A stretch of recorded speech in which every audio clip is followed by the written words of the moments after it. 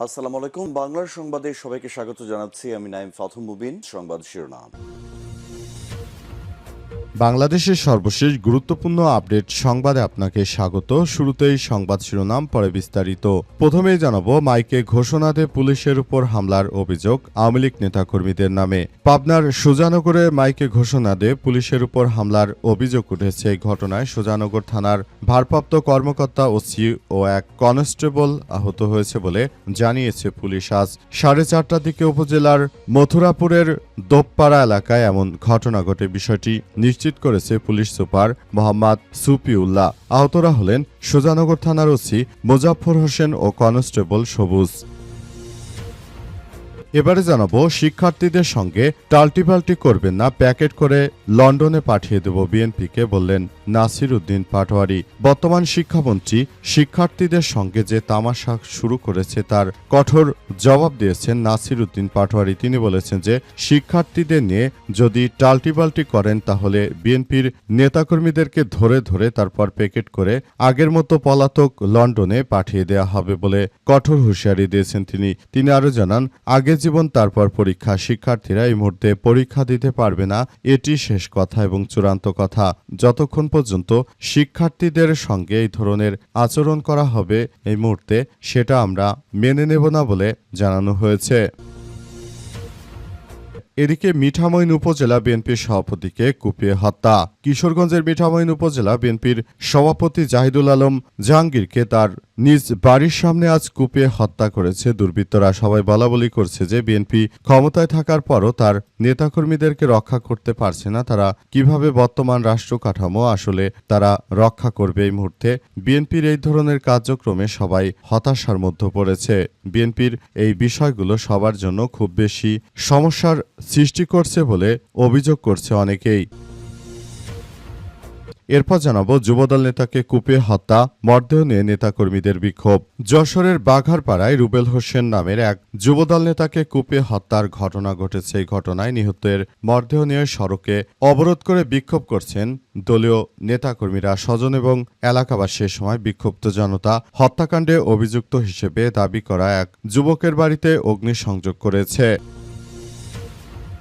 এবং সর্বশেষ জানাবো, শিক্ষার্থীদের আন্দোলনকে কেন্দ্র করে অনেকেই ঘোলা পানিতে মাছ শিকার করতে চাইছে বললেন বিএনপির নেতা সালাউদ্দিন আহমেদ। বর্তমান স্বরাষ্ট্রমন্ত্রী সালাউদ্দিন আহমেদ জানিয়েছেন যে শিক্ষার্থীদের আন্দোলনকে কেন্দ্র করে অনেকেই ঘোলা পানিতে মাছ শিকার করতে চাইছে। তাদেরকে বলতে চাই যে ঘোলা পানিতে মাছ শিকার করে কোনো লাভ নেই। বিএনপিকে নিয়ে এই ধরনের মিথ্যাচার না করে বরং রাজপথ থেকে আলোচনার টেবিলে আসুন, কারণ বর্তমানে বিএনপি তারা তাদের যে কোনো কার্যক্রম নিয়ে খুব বেশি সচেতন অবস্থায় রয়েছে। প্রিয় দর্শক, এতক্ষণ শুনছিলেন সংবাদ শিরোনাম, এবারে বিস্তারিত।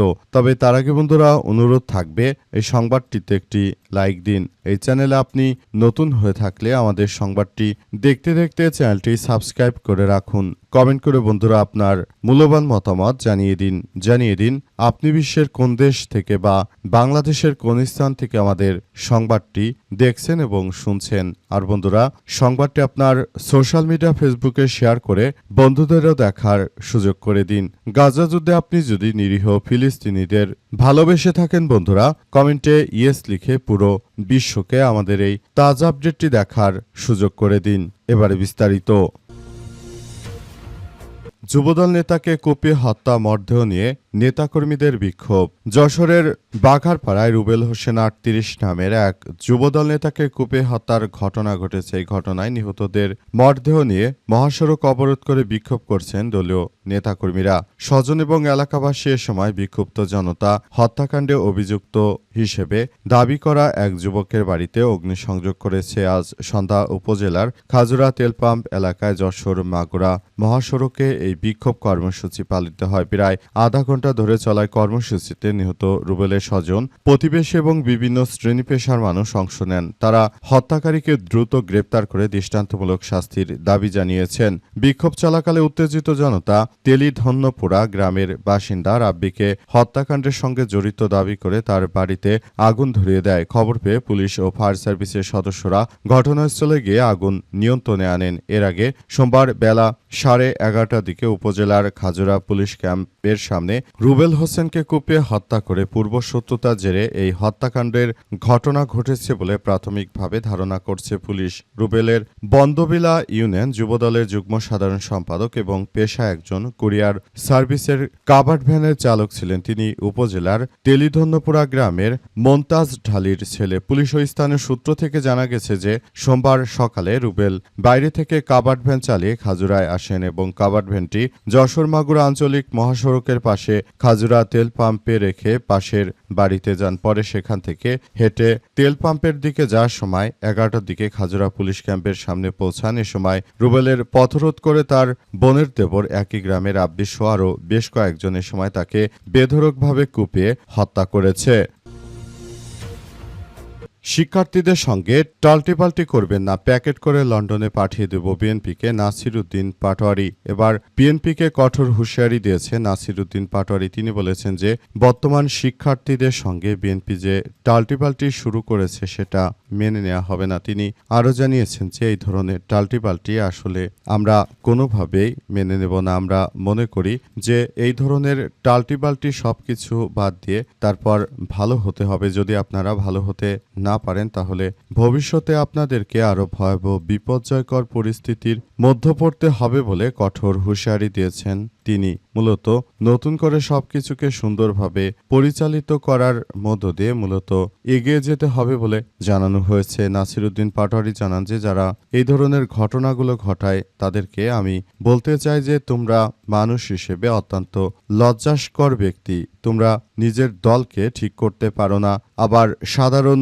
শিক্ষার্থীদের উপর আক্রমণ চালাও। এতটা নির্লজ্জ রাজনৈতিক দল আমি আমার ইতিহাসে কখনো দেখিনি। তিনি আরও জানিয়েছেন যে 17 বছরে লন্ডনে পলাতক থাকার পরও এখনো যদি মনে করেন যে আপনারা খুব বাঘ হয়ে গেছেন তাহলে বলবো যে কাগুজে বাঘ। নাসির উদ্দিন পাটোয়ারি আরও জানিয়েছেন যে তাই সবাইকে এখনই সতর্ক হতে হবে। বিএনপির এই কাগুজে বাঘদের কাছ থেকে শিক্ষার্থীদের নিয়ে কোনো টাল্টিপাল্টি করা চলবে না। হাসিনাও করেছিল, কিন্তু হাসিনা এখন আর দেশে নেই। যেভাবে পালিয়ে গেছে বিএনপির অবস্থাও একই রকমের দিকে যাচ্ছে। শিক্ষার্থীদের সঙ্গে লাগতে আসলে সবার দশাই এমন হবে বলে কঠোর হুঁশিয়ারি দিয়েছেন নাসির উদ্দিন পাটোয়ারি। মাইকে ঘোষণা দিয়ে পুলিশের উপর হামলার অভিযোগ আওয়ামী লীগ নেতা কর্মীদের নামে। পাবনার সুজানগরে মাইকে ঘোষণা দিয়ে পুলিশের উপর হামলার অভিযোগ উঠেছে। এই ঘটনায় সুজানগর থানার ভারপ্রাপ্ত কর্মকর্তা ওসি ও এক কনস্টেবল আহত হয়েছে বলে জানিয়েছে পুলিশের সদস্যরা। আজ ভোর 4:30টার দিকে উপজেলার মথুরাপুরের দোপপাড়া এলাকায় এই ঘটনা ঘটে। বিষয়টি নিশ্চিত করেছেন পুলিশ সুপার মোহাম্মদ সুফিউল্লাহ। আহতরা হলেন সুজানগর থানার ওসি মোফাজ্জের হোসেন ও কনস্টেবল সবুজ। পুলিশ ও সংশ্লিষ্টদের দাবি বুধবার দিবাগত মধ্যরাতে বিশ্বকাপ ফুটবল খেলাকে কেন্দ্র করে ম্যাচ ছিল, ফলে ভোররাত অবধি বিশ্বকাপ উন্মাদনা ও আমেজ ছিল। একে ব্যবহার করে কার্যক্রম নিষিদ্ধ আওয়ামী লীগের সুজানগর উপজেলার শাখা সহ এর অঙ্গ সংগঠনের নেতাকর্মীদের মিছিল বা নাশকতার একটি পরিকল্পনা করেছেন বলে গোপন সংবাদ ছিল পুলিশের কাছে। খবর পেয়ে দুটি গাড়িতে পুলিশের একটি সাধারণ টহল টিম মথুরাপুরের দোপপাড়া এলাকায় গেলে মসজিদের মাইকে ঘোষণা দিয়ে ওই দলের কয়েকশো কর্মী সমর্থক পুলিশের উপর হামলা চালায়। এই ঘটনায় পুলিশের দুটি গাড়ি ভাঙচুর করা হয় বলে এবং দুজন পুলিশ সদস্য আহত হয়েছে। এ সময় কার্যক্রম নিষিদ্ধ আওয়ামী লীগের সুজানগর উপজেলা শাখার সভাপতি আব্দুল ওহাব উপস্থিত থেকে হামলা চালানো হয় বলে দাবি পুলিশের। আহতরা স্থানীয় বেসরকারি হাসপাতালে চিকিৎসাধীন। বর্তমানে আওয়ামী লীগের নেতাকর্মীদের হামলায় বিএনপির এমন বেহাল দশা হচ্ছে যে আওয়ামী লীগের নেতাকর্মীরা তারা আসলে কোনো কিছুই করতে পারছে না। পুরোপুরি তারা একরকম নিঃশেষ হয়ে যাচ্ছে। পুরো বিষয়গুলো এখন তালগোল পাকিয়ে নিচ্ছে। তবে শেষ পর্যন্ত বিষয়গুলো কোন দিকে যাবে সেটি বলা যাচ্ছে না। সব দলই আসলে খুব সতর্ক অবস্থানে রয়েছে। তারা মূলত নতুন করে পুরো বিষয়গুলো প্রক্রিয়া করতে পারে। মিঠামইন উপজেলা বিএনপির সভাপতিকে কুপিয়ে হত্যা। কিশোরগঞ্জের মিঠামইন উপজেলা বিএনপি সভাপতি জাহিদুল আলম জাহাঙ্গীরকে কুপিয়ে হত্যা করল দুর্বৃত্তরা। আজ 10টার দিকে উপজেলার বেরিবাদ এলাকায় নিজের বাড়ির সামনে জাহাঙ্গীরের উপর এমন হামলা চালায় দুর্বৃত্তরা। পরে তাকে উদ্ধার করে সৈয়দ নজরুল ইসলাম মেডিকেল কলেজ হাসপাতালে নেওয়া হলে চিকিৎসক তাকে মৃত ঘোষণা করেন। আজ দিবাগত রাত 12টার দিকে হাসপাতালে জরুরি বিভাগের চিকিৎসক ডাক্তার আনন্দ বসাক বিএনপির নেতার মৃত্যুর বিষয়টি নিশ্চিত করেছেন। তিনি বলেন, রাত 11:30টার দিকে জাহাঙ্গীরকে হাসপাতালে আনা হয়। পরে হাসপাতালে আনার আগেই তার মৃত্যু হয়েছে। পরে মরদেহটি ময়নাতদন্তের জন্য হাসপাতালের মর্গে পাঠানো হয়েছে। স্থানীয় সূত্র থেকে জানা গেছে, 3 হামলাকারী ধারালো অস্ত্র নিয়ে জাহাঙ্গীরের উপর অতর্কিত হামলা চালায়। এ সময় তার চিৎকারে আশপাশের লোকজন এগিয়ে এলে এক হামলাকারী আটক করতে সক্ষম হন। তবে অপর 2 হামলাকারীরা সেখান থেকে পালিয়ে গেছে। বিএনপির নেতাকর্মীরা তারা বর্তমান ক্ষমতায় থাকার পরও তাদের উপর যে ধরনের হত্যাকাণ্ডের ঘটনা ঘটছে, সেই হত্যাকাণ্ডের ঘটনা আসলে কোনোভাবেই গ্রহণযোগ্য নয় বলে মনে করে বিএনপির নেতৃত্ববৃন্দরা। তারা এও বলাবলি করছে যে আসলে বর্তমান সময় বিএনপির নেতৃত্ববৃন্দরা তারা একা হয়ে পড়েছে। তারা ক্ষমতায় থাকলেও প্রকৃতপক্ষে তারা কিন্তু এই মুহূর্তে অনেক বেশি হতাশার মধ্যে বা ডিপ্রেশনের মধ্যে রয়েছে। অনেকেই বিষয়গুলো নিয়ে খুবই খারাপের দিকে চলে যাচ্ছে। বিএনপির নেতৃত্ববৃন্দরা তারা বলছে যে তারা এই মুহূর্তে আসলে পুরোপুরি হতাশার মধ্যে রয়েছে। তারা এমন কিছু করতে চায় যেখানে কোনো ধরনের এমন ঘটনার না ঘটুক, সেই প্রত্যাশার ব্যাপারটি সবাইকে আরও বেশি হতচকিত করেছে। সুতরাং ব্যাপারগুলো নিয়ে তারা খুব বেশি সমস্যার মধ্যে রয়েছে এবং তারা আগামীতে যে রাষ্ট্র কাঠামো গড়ে তুলবে সেখানে নানাবিধ জায়গায় তারা এগুলো নিয়ে খুব বেশি সমস্যা ফেস করছে বলে বিএনপির পক্ষ থেকে বলা হচ্ছে।